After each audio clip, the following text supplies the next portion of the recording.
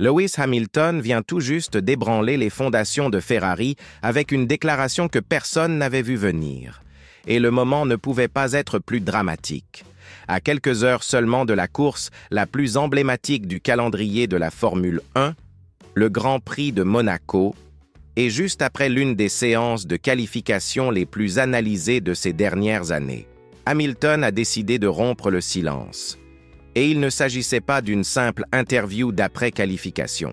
Ce qu'il a révélé ne mettait pas en lumière une petite erreur, mais bien une faille de communication bien plus profonde, susceptible de coûter très cher à l'écurie italienne. Et désormais, c'est tout le paddock qui en parle. La controverse a éclaté dès la première partie des qualifications à Monte-Carlo, une phase où chaque millième de seconde compte et où la moindre faute est impitoyablement sanctionnée par les barrières étroites du circuit urbain.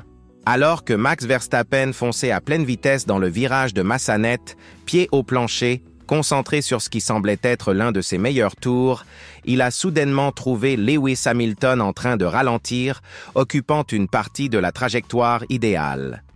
Ce qui, à première vue, paraissait être une simple erreur de jugement, s'est rapidement transformé en un problème bien plus sérieux, car l'analyse des communications radio par les commissaires a révélé la vérité. Il s'est avéré qu'Hamilton suivait des instructions erronées transmises par son propre équipe. D'abord informé que Verstappen était en tour rapide, il s'est écarté de la trajectoire. Mais quelques secondes plus tard, son ingénieur lui a dit que Verstappen avait ralenti. Se fiant à cette nouvelle instruction, Hamilton a accéléré et est revenu sur la ligne de course, au moment même où Verstappen arrivait à pleine vitesse. L'accrochage a été évité de justesse, mais les conséquences étaient déjà là. Verstappen a dû interrompre son tour rapide et la Fédération internationale de l'automobile a immédiatement convoqué les deux pilotes chez les commissaires. L'enquête a été complète, avec recoupement des données GPS, images embarquées, analyse de chrono et, point crucial, les échanges radio. Le verdict a été sans équivoque. Hamilton avait bien gêné Verstappen. Et même si Ferrari a reconnu avoir transmis une mauvaise information, les instances ont été claires. Une erreur de communication n'est pas une excuse valable. Le résultat a été une pénalité de 3 places sur la grille de départ, faisant reculer Hamilton d'une prometteuse 4e position à la 7e, sur un circuit où dépasser est quasiment mission impossible. Il ne s'agissait pas simplement d'une erreur technique, mais d'un échec stratégique majeur au pire moment du week-end. Et le fait qu'Hamilton ait décidé d'en parler publiquement témoigne de sa frustration face à la gestion interne chez Ferrari. Et ce n'est que le début. Donc si vous voulez comprendre en profondeur ce que cela signifie pour Ferrari, pour Hamilton et pour la suite de la saison, laissez un j'aime à cette vidéo, abonnez-vous à la chaîne si ce n'est pas encore fait et restez avec nous jusqu'à la fin, car ce qu'Hamilton a révélé pourrait bien être le tournant de toute la saison de la Scuderia. Mais le véritable choc est arrivé ensuite, et il a frappé Ferrari de plein fouet, car Hamilton ne s'est pas tu après avoir reçu sa sanction. Au contraire, ses propos après la décision ont déclenché une nouvelle polémique, aussi bien au sein de l'écurie italienne que dans tout le paddock. Hamilton a affirmé plus clairement que jamais que ce n'était pas un simple incident de course. C'était une défaillance de communication, une rupture de confiance entre le pilote et son équipe, et cela a eu un prix élevé. D'un ton calme mais ferme, il a déclaré « J'étais complètement hors de la trajectoire et on m'a dit que Max ralentissait. Puis on m'a dit que ce n'était plus le cas. Ça a changé. J'ai accéléré. Et soudain, Max était là. Ce n'était pas de ma faute. » Cette phrase « Ce n'était pas de ma faute » pourrait bien être l'une des déclarations les plus fortes qu'Hamilton ait faites depuis son arrivée chez Ferrari. Car derrière ces mots se cache un message limpide. L'équipe l'a abandonné. Et il ne s'agissait pas de n'importe qui dans l'équipe, mais de son propre ingénieur de course, Riccardo Adami. Sans citer de nom, ni pointer du doigt qui que ce soit, Hamilton a exposé publiquement la confusion et les contradictions qu'il a reçues par radio en temps réel. Un moment, on lui disait que Verstappen était en tour rapide, puis qu'il ne l'était plus. Il a ajusté sa conduite, a fait confiance à ses données et s'est retrouvé dans une situation critique. Les commissaires l'ont constaté, les fans l'ont vu, et Hamilton le savait. Pas besoin de crier ni de s'emporter. Le mal était fait.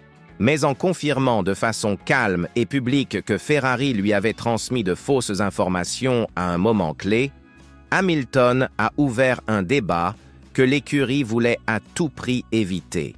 Il ne s'agit plus seulement des performances de la voiture, mais de savoir si Ferrari est capable d'opérer à un niveau que ses pilotes exigent. Et quand ce doute vient d'un septuple champion du monde, il pèse encore plus lourd. Parlons de la course, car c'est là que les conséquences de la pénalité ont pris tout leur sens.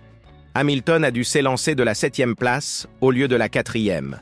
Et comme tout amateur de Monaco le sait, cette différence est énorme. Les opportunités de dépassement sont quasi nulles, sauf en cas de chaos. Et même avec la nouvelle règle imposant 2 arrêts au stand, mise en place par la fédération pour tenter d'agiter les choses, la réalité est que la position sur la grille détermine presque toujours le résultat. S'il avait conservé la 4e position, Hamilton aurait été juste derrière Charles Leclerc et Lando Norris, avec de réelles chances d'effectuer un undercut ou de prolonger son relais pour gagner des positions grâce à la stratégie en s'appuyant sur son rythme de course solide, comme on l'a vu au Grand Prix d'Imola. Il aurait même pu viser la 2e place si la stratégie jouait en sa faveur. Mais en partant de la 7e position, cette fenêtre s'est refermée avant même que les feux ne s'éteignent. Malgré cela, Hamilton a exécuté une course impeccable. Il a bien géré l'usure de ses pneus, est resté patient et a évité les pièges du peloton.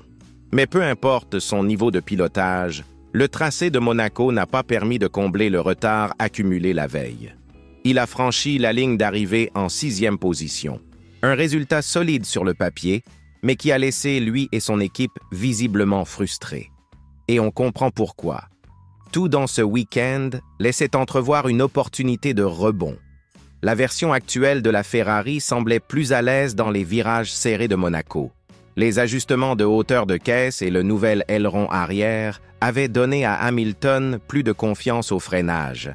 L'équipe semblait enfin avoir livré une monoplace compétitive sur ce circuit technique. Mais tout cela a été gâché par un simple message radio, une mauvaise interprétation, un moment de confusion, une occasion perdue. Les propos d'Hamilton après la course résumaient parfaitement le poids de ce qui aurait pu être. Il faut pouvoir faire confiance aux personnes autour de soi pour recevoir les bonnes informations au bon moment.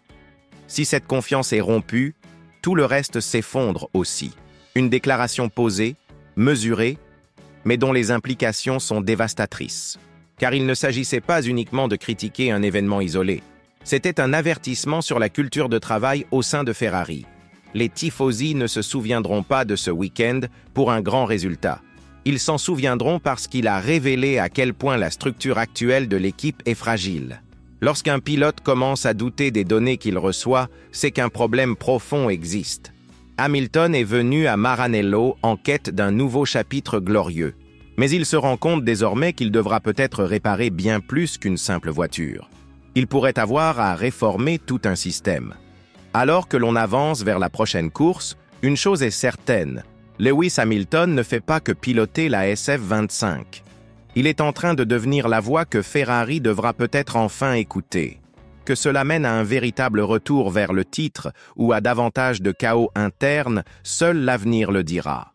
Mais une chose est sûre, le reste du paddock observe avec une grande attention. Si vous êtes resté avec nous jusqu'à la fin de cette vidéo, merci infiniment. N'oubliez pas de liker si cette analyse vous a parlé, abonnez-vous pour ne rien rater des histoires qui vont au-delà des simples gros titres de la Formule 1 et activez la cloche de notification. Car si Monaco nous a déjà offert autant de rebondissements, le prochain chapitre pourrait être encore plus explosif.